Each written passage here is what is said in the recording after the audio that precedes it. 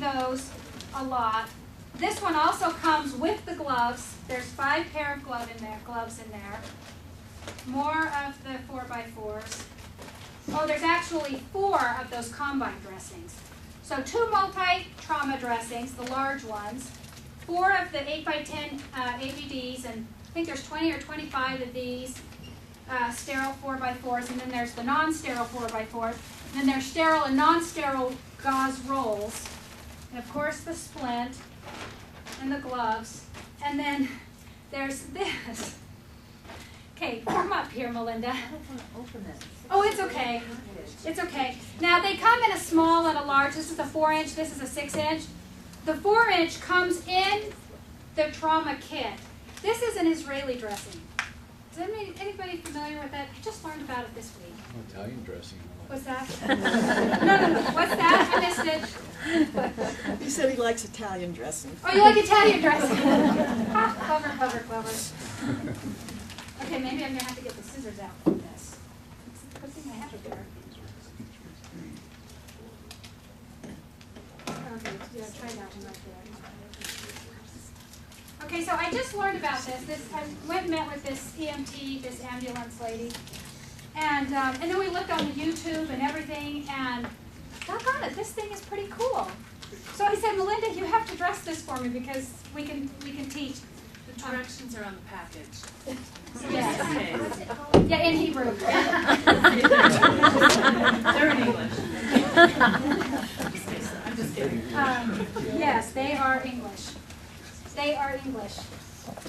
So we're gonna, and this is kind of cool. Do we need the scissors again? It's okay. It's okay. I'm not worried about it. It's such a cool package. I know. Okay, so this is kind of like one of those ABD pads and an ACE bandage and a tourniquet all in one. It's pretty cool. So, yeah, here it is. And it's sterile on the inside, so of course I would have my gloves on because she's going to be bleeding. Yeah. Okay, like my gash is right here. Well, this is a big one, so you might have been able to use a little Okay. of that. Well, this Okay, one so- they can see. So it's packaged like this, so you don't have to touch it. So when you open it, this dressing is sterile on the inside. Okay, so there's my gash. So there's your gash. And it's like squirting blood.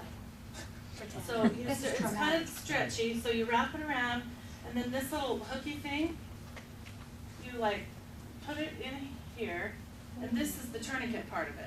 Well, no, that's the pressure part. Yeah. Because that will put the pressure. You know when you have an open wound and you have to put pressure on it? When you flip that back, that holds the pressure on it really well. It does. So Okay, but it will go around. 'Cause it will we're go gonna- around multiple times. So another thing you can do if you want to add pressure, if you're wrapping with just a piece of cloth, just anything, if you wrap it like this, it's just kind of moderate pressure. But if you twist it, then this spot right here adds extra pressure. So put this over the bleeding spot or wherever you want extra pressure. It's like with those 4x4s, you can fold them in little squares and put it right on top of the bleeding spot and add more pressure to it.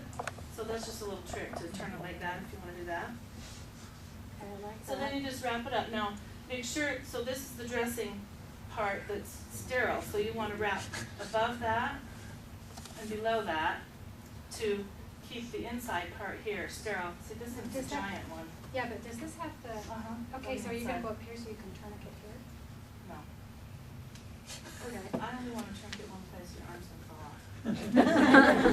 Good thing I'm not bandaging her. She can lose an arm. This is like for a leg, this big one. That one's The huge. little one you can use for your arm. And then this is really cool, because you don't need pins or tape or any of that business. It has like this little clipping thing on the end. So, let's see, check this way. So you just flip it in there and it holds, it's kind of like a, what would you call it, bobby pin? And it holds the pressure, holds it together, keeps it clean. It's kind of a splint in a way. Yeah, Is it my working? hand, like, yeah, it's working. Okay, now let me ask you this. I saw one, now I don't know much, you have to understand, I don't know anything. But let's say this were like squirting blood and I'd really severed an artery. Could you do this? Will you undo that? And you could, and this is very versatile. You can use your imagination. You can do anything you want with it. And it holds tight, obviously. It has this little fish hook thing. Yeah, so unwrap this just a few times and wrap it up here. could you tourniquet them right there on my artery Yeah, right so there? then another thing you can do is you twist it like this as much as you can, you know, like where the twist is, that makes it tighter, more of a tourniquet. So you can just twist it, and then, I'm on the wrong side of you, sorry. And then, you know, as much as you can, and then you can tuck it in and make a tourniquet there. So if you need 2 spots, you can do 2 spots. One up here, one down here. Oh, cool. How long can you leave it on?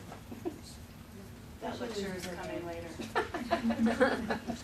That's what we're talking, right? That's what we're gonna let you decide? Yes. Don't some of these have clotting agent in them? Some things do, this one doesn't, this is just a dressing. Some things do, but we don't have anything that has clotting agent because it's medication and it's prescription and no, we don't have that. But you won't really need clotting agent because honestly you have your own. If you can just stop the bleeding and let the white cells and the clotting and the platelets and things get there, they make their own clot.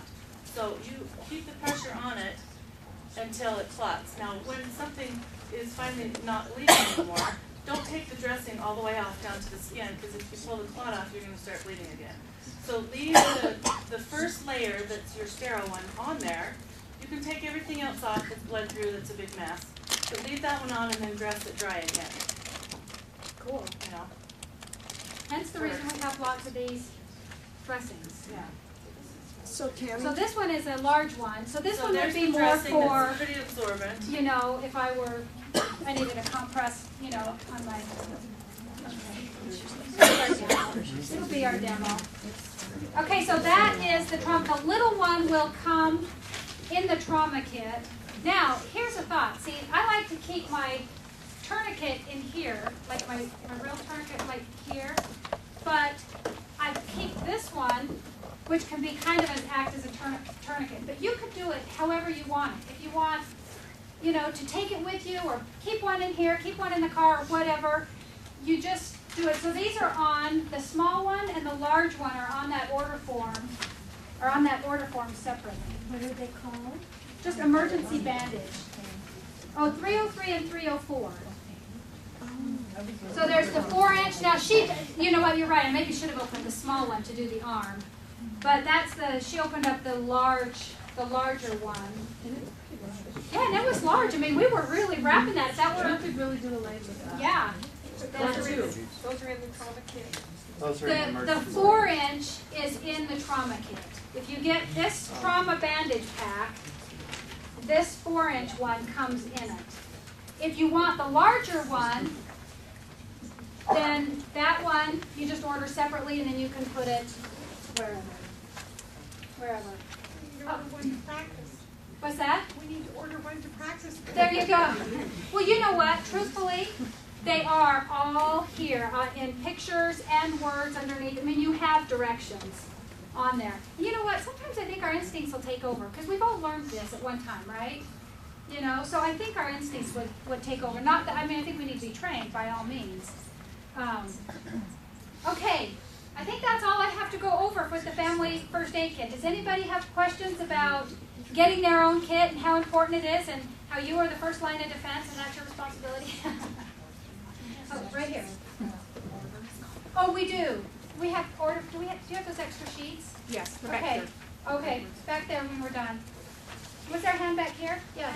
I did. There was a product like I had from a doctor because I had a deep wound and there was no skin. It took the skin clear off Yeah. the layers.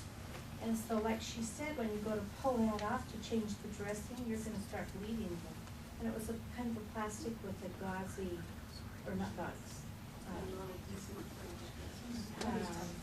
It's a, what is that? I thought they might Okay, you have to say that out Is it loud. like Telfa, non-apparent dressing? Yes, and Yeah. it's got a It's dressing kind right of on it. slippery on one side so it doesn't stick to And you. it peels off so much Yeah. easier. Yeah, so do you know the name of that? Well, yours was for wound healing. Yeah. This is for clotting, to stop the blood. We'll work on wound healing later. Yours Oh, might not okay, I have was even been wound healing, yeah, it may have it's been just- just a non-stick Telfa To pad or something. protect that tender Okay. skin as it grows back. Yeah, 'cause I wanna get some more.